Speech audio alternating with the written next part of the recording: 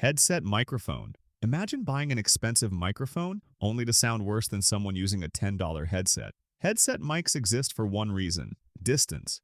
Move away from a mic and background noise gets louder. A headset solves that by staying 2 to 3 inches from your lips, no matter how you move. That's why gamers, streamers, and call center workers rely on them. It's not about audio quality, it's consistency in chaotic environments.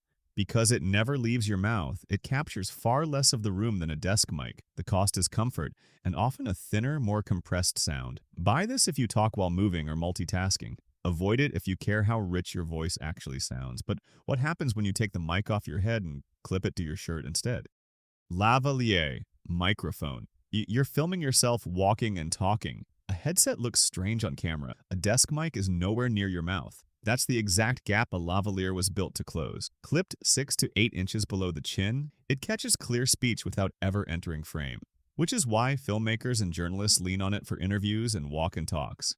The trade-off: clothing rustle, wind, and a distance from your mouth that shifts every time you turn your head. Buy this if you're on camera and need to stay hands-free. Avoid it if you're stationary at a desk.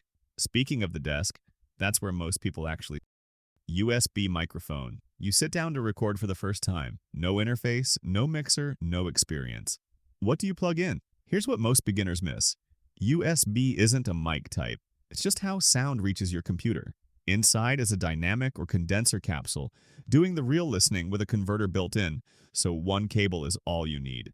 That's why podcasters, students, and first-time creators gravitate toward it. It solves setup, not sound quality. Compared with XLR, you trade flexibility for simplicity. One mic, one sound, almost no upgrade path. Buy this if you want zero setup today.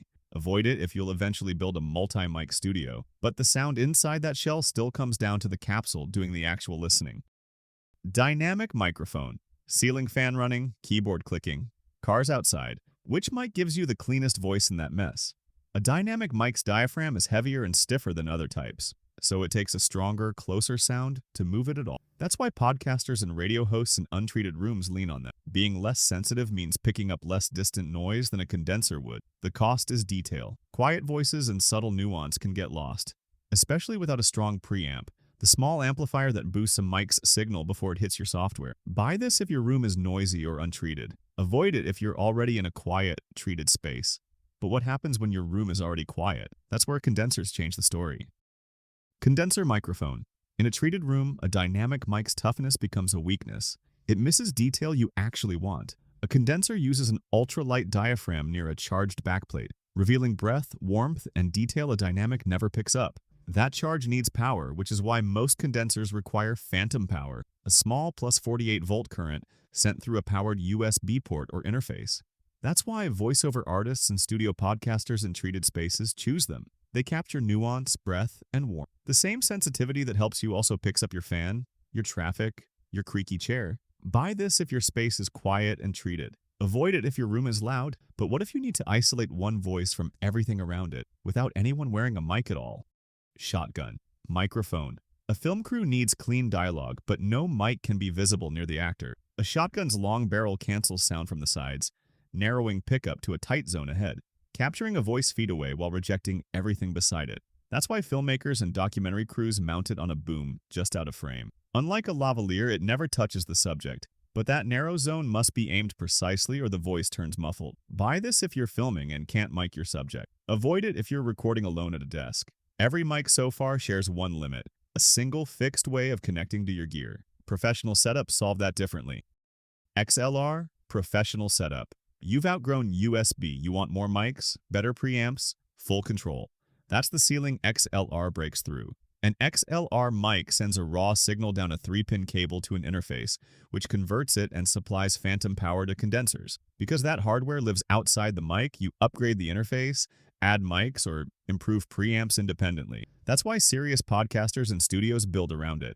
It solves scaling, not just starting. The cost, an interface, cables, and often an extra power source USB never needed. Buy this if you're building a long-term setup. Avoid it if you just need one clean voice occasionally, but cables create their own limit. They tie you to one spot. Wireless and modern smart microphone. You want to walk across a room, present live, or record outdoors without dragging a cable behind you. Wireless systems convert your voice at the transmitter and send it over RF or Bluetooth to a receiver. No cable required. Many newer smart mics also process noise directly in the hardware. That's why traveling creators and hybrid streamers depend on them. Freedom of movement without losing signal quality. The cost, batteries, possible RF interference, and a price well above wired options. Buy this if you genuinely need to move while recording. Avoid it if you record from one fixed spot. Here's the rule that ties all 8 together. There's no universally best microphone, only the one built for your room, your movement, and your setup. Match the mic to the situation, and the guesswork disappears.